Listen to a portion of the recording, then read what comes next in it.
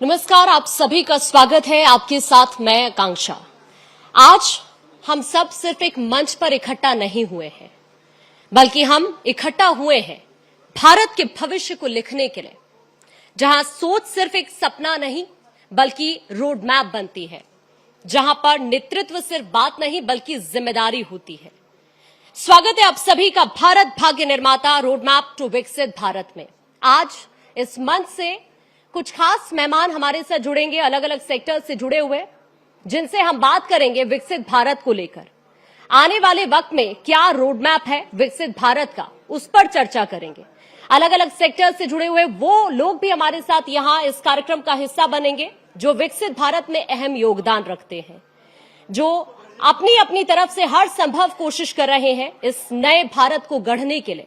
आज उन सभी से इस मंच पर हम चर्चा करेंगे, लेकिन आज इस मंच पर चर्चा के साथ साथ बात बहुत सारी होगी, क्योंकि जब नेतृत्व की बात आती है तो नीति और नेशन एक साथ आते हैं और फिर सिर्फ चर्चा नहीं होती बल्कि इतिहास लिखा जाता है। और इसी विश्वास के साथ शुरू करते हैं भारत भाग्य निर्माता।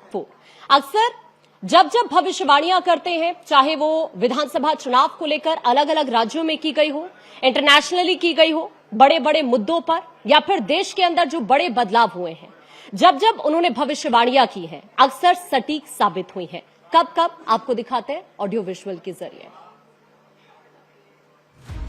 आखिर कैसे सच हुई द जेसी शो की भविष्यवाणियां? एनडी है ना 30 सीटों के साथ में, लगभग 30-35 सीट, तो Modi is again the prime minister. Janata Dal United Shri Narendra Modi ji को भारत के प्रधानमंत्री पद के लिए समर्थन देती है। जो लोग मन में अगर आकांक्षा लेके बैठे हैं विपक्ष के या कांग्रेस के या टीएमसी के किसी के कि 250 से मोदी नहीं आएगा, तो वो भूल कर रहे हैं। Today India is having right leader, right time, that is Narendra Modi. Home में अगर अमित शाह नहीं है तो फिर एनडीए नहीं है। Amit Shah will again rule home ministry for another 5 years। गृह मंत्री अमित शाह आपको नजर आ रहे हैं, अपना कार्य उनके द्वारा आज संभाल लिया गया। मैं कैमरा पे इस अखबार को दिखाता हूँ, इसमें लिखा है बीजेपी 303 इन ए। मैं नरेंद्र दामोदर दास मोदी ईश्वर की शपथ लेता हूँ। सारी संभावनाओं का जो सारांश है, विद और without majority, clear majority, Modi is the prime minister. इस बार द जेसी शो की हेडलाइन हमने रखी है, क्या इस बार पटना में फहराएगा भगवा। इसके मायने क्या है? इसका 2 टूक मैसेज ये है कि बिहार नरेंद्र मोदी और अमित शाह की गोद में है।